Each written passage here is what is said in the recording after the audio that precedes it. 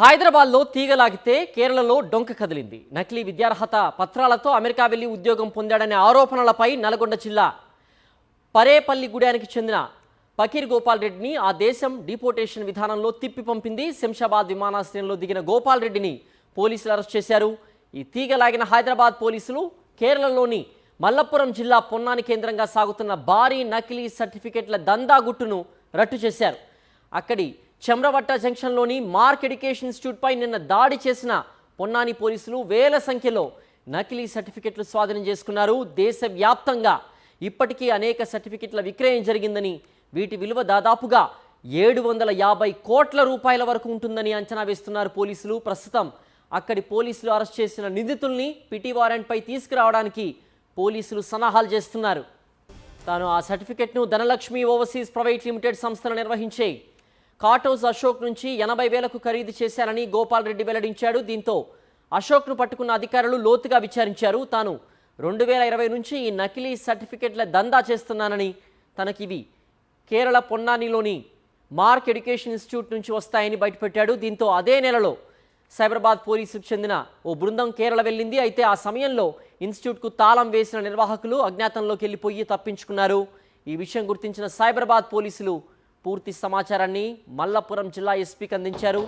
Mark సంస్థ నిర్వాహకుడు అర్షద్ కదలికపై నిఘా ఉంచిన పొన్నాని పోలీస్ అధికారులు మంగళవారం పట్టుకున్నారు. అతను విచారించగా తనకి సర్టిఫికెట్లు తిరూరు ఉన్న ఎడ్యుహాబ్ కన్సల్టెన్సీ నుంచి వస్తున్నాయని బయటపెట్టాడు. ఎడ్యుహాబ్ దాడి చేసిన పోలీసులు వందల సర్టిఫికెట్లు సీజ్ చేశారు. మరింత సమాచారం మా ప్రతినిధి సుస్మిత అందిస్తారు. సుస్మిత, కేరళ రాష్ట్రానికి చెందినటువంటి నకిలీ సర్టిఫికెట్ల గ్యాంగ్ ముఠా రట్టు చేశారు సైబరాబాద్ పోలీసులు. దీనికి సంబంధించిన పూర్తి అప్డేట్స్ ఏంటి సుష్మిత? సిద్ధేశ్వర్, పూర్తిగా కూడా ఈ కన్సల్టెన్సీస్ కి సంబంధించి కూడా ఒక చైన్ సిస్టమ్ లాగా జరుగుతున్నట్టుగా కూడా తెలుస్తుంది. అయితే కేరళ నుంచి కూడా పూర్తిగా ఒక వ్యక్తిని హైదరాబాద్ లో అరెస్ట్ చేయడం ద్వారా పూర్తిగా కేరళలో ఇది జరుగుతుందని కూడా తెలిసింది. సైబరాబాద్ పోలీసులు వెంటనే అక్కడ ఎస్పీకి తెలియజేయడం ద్వారా అక్కడ ఒక్కసారిగా కూడా దాడులు చేశారు. ఆ దాడుల సమయంలో దాదాపు 100కు పైగా కూడా నకిలీ సర్టిఫికేట్లు భారీగా గుట్టు రట్టైనట్టు కూడా పోలీసులు చెప్తున్నారు. అయితే వీటి విలువ 750 కోట్లకు పైగా ఉంటుందని కూడా ప్రస్తుతం అంచనా వేస్తున్నారు ఉన్నారు. ఒక్కొక్క వ్యక్తి నుంచి దాదాపు 25,000 నుంచి 80,000కు పైగా కూడా వీళ్ళు ఒక సర్టిఫికేట్ కోసం చార్జ్ చేస్తున్నట్టు కూడా తెలుస్తుంది. ఈ సర్టిఫికేట్స్ ద్వారా చాలా మంది అబ్రాడ్ కు వెళ్ళినట్టు కూడా చెప్తున్నారు. దీని ద్వారా పాస్పోర్ట్ తీసుకొని చాలా వరకు అబ్రాడ్కి వెళ్ళి అక్కడ ఉద్యోగాలు చేస్తున్నట్టుగా కూడా పోలీసులు గుర్తించారు. అంతేకాకుండా ఎవరైతే ఈ సర్టిఫికేట్స్ తీసుకున్నారో ఆ సర్టిఫికేట్స్ తీసుకున్న వ్యక్తులను కూడా పిటి వారెంట్ తీసుకొని ఇక్కడ తరలించే ప్రయత్నం చేస్తున్నట్టు కూడా తెలుస్తుంది.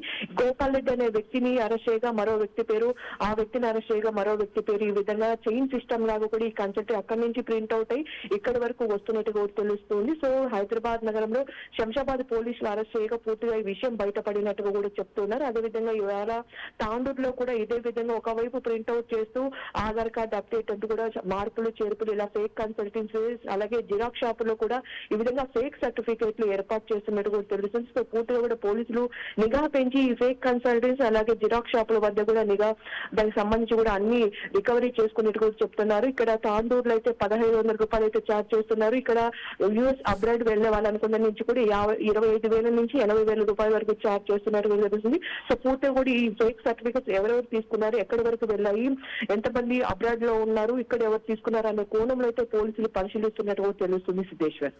ఓకే సుస్మిత.